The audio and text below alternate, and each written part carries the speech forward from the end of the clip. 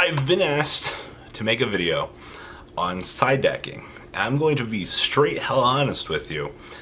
I don't know what the fuck we're going to cover in this video, but this video is going to be labeled How to Beat the Big Four. So I guess we need to talk about how to beat Orcust, our boy Sky Strikers, the Homesickle Thunder Dragons, and I hope I said salad. So all four decks, different ways to approach this, but let's dig on into this discussion, shall we?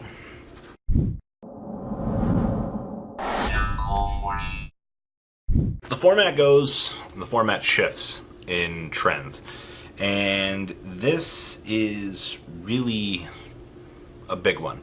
So we're going to start things off with just Artifact Lancia. So right now, the biggest thing that we're seeing with people is players are actually trying to bait Artifact Lancia at this point. Artifact Lancia has been a really good counterpoint to beating Orcust. Just as a powerhouse that could blow the deck out, it's really good. Now, in terms of multi-purposing, your only other matchup that you're really going to want to see this for is Thunder. You're not going to want to see this for Sky Striker. You're not going to want to see this for Salad because it doesn't do anything. All right, that's what you need to understand.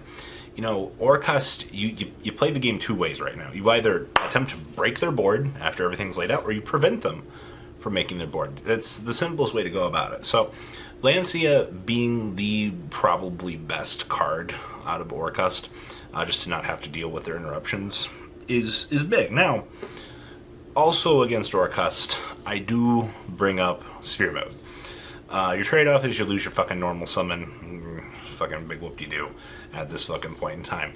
At the point of you giving them the Sphere Mode, though, you do have to play around double Fogblade and probably the Dingrisu being able to be revived off of the opponent. So, I mean, yeah, you break their board essentially off of everything that they've done, but Sphere Mode doesn't really do anything else. Now, there are, like, other scenarios that I want to, like, bring Sphere Mode in against Salad, but it's like, it's so fucking terrible, and it hurts me to say that, because most times they're only going to leave two monsters on the field, so your Sphere Mode goes to waste at that point. You're just like, oh, that fucking sucks. You're not bringing in fucking Sphere Mode against Sky Striker, by the way. Stop that fucking shit right now. Somebody actually had the gall to tell me, well, why would you not put in Sphere Mode against Sky? Never ever have conversations with people that think Sky Strikers stick three monsters on the field unless they're OTKing the shit out of you, by the way. That is a thing. Now, in the same category of beating Orcust, and this should be a no fucking brainer to you guys, is Gnome Material. Robbie, nobody fucking likes Gnome Material. I remember that. That was half my comment section. I got told I was a fucking incompetent idiot because Gnome Material will never see play. The card's only good going first. In a fucking card game where most turns are decided by turn one, maybe the gnome was good. You know, the reflected price tag on the card doesn't fucking prove that it's worth its time at the moment, but what makes Gnome Material good? So, the point that I personally like Gnome Material is when my opponent goes into the Cerberus or the Phoenix, and then you know them, or gnome them, and they're like, uh-oh, now I have to work to get the Phoenix out so I can continue my combo. I know a few people did bring up the fact, why don't you just wait for the Mermaid? No. What? That gets them a zone. Why do we want them to have that?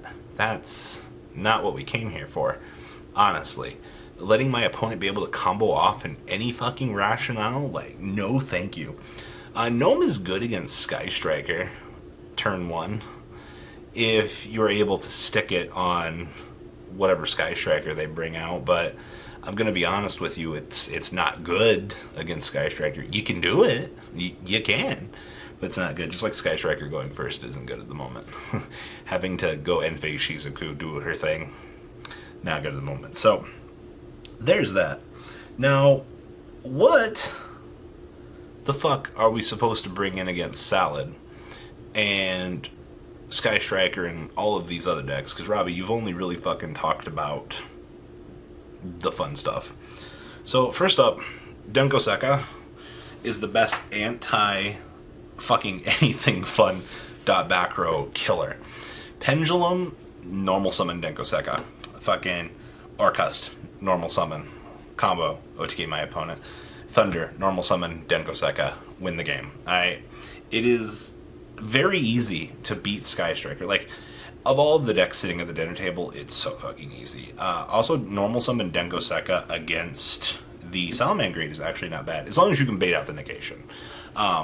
Because you don't have to give two shits less about anything else. You have to remember, NAWCQ sees play as a card that extends the OTK favor. It locks your opponent out of being able to respond with back row, so that your deck is able to OTK. And that's what you got to do against Sky Striker. You have to shut off the flow over their game, so that you're able to play. That right? That's what we need to do? I guess people don't seem to understand that. Now, against Salad, fucking Ghost Ogre's pretty fucking good. When we starting off the format with Salad, my friend was like, Robbie, fucking Ogre their first summon. I was like, why? Like, they can't do anything. They get one normal. I'm like, but Gazelle. My opponent always has Gazelle. I always fucking lose. Every single fucking time I get Gazelle. Like, that's the story of my life. Like, you don't think there's a Gazelle around the corner? Fucking shit bang boom. Fucking it's there. So, Ghost Ogre's okay. DD Crow was really good against the deck, but I mean, DD Crow literally has gone out of favor at this point. Phantasmi was also okay. Phantasmi's just kind of faded out of the format at this point. It's kind of weird. He just kind of kicked himself into the side deck. Prangatops is also really fucking good against Salad. Being able to stick that fucking... Actually, that and Cyber Dragon. So Cyber Dragon... Literally, they have to get that fucking thing off the field. If not, you just contact Fuse out with their fucking Helio. Prangatops is just a 2600 body that's going to go battle phase attack over. Alright, like, I get my opponent's going to have the Valenix for protection. The Cyber Dragon is just so fucking free, though. Like, that's the freest fucking contact fusion I've ever seen in my life. Now, and we're kind of all over the place here, so. Now, you're probably like, huh... But how do we beat Thunder? Electric Virus literally one card outs the board. What was it? Electric Virus, the Hope Harbinger, Crash with the Hot Red. I think that's why they started to go to the Crystal Wing, because the Electric Virus now exists. Now the Crystal Wing can, of course, negate what is coming off of that, which literally alleviates that combo. The format was evolved enough at the time that when we were seeing Electric Virus come out and start to see play with this deck, that players had already heard about this and evolved and went with the countermeasure, which was, the Crystal Wing. So it's definitely interesting to see that both steps happened at the right time together there. Also, Sphere Mode, by the way, my favorite thing against Thunder is just hand them a testicle. And what do? Like, you just start breaking their board then. Oh, also, if they're playing Sekka's Light in the main deck, and you just get a free win with Mystic Mine, by the way. That's the freest game one ever of your life.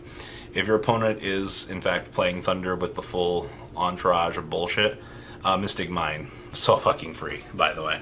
Like, I love the fact that because Sekka's Light exists in this format, that we have an auto-win card that you just slap it on the field, you're like... What do you do? Especially if my opponent fucking Crystal Wings me over the Hot Red, by the way.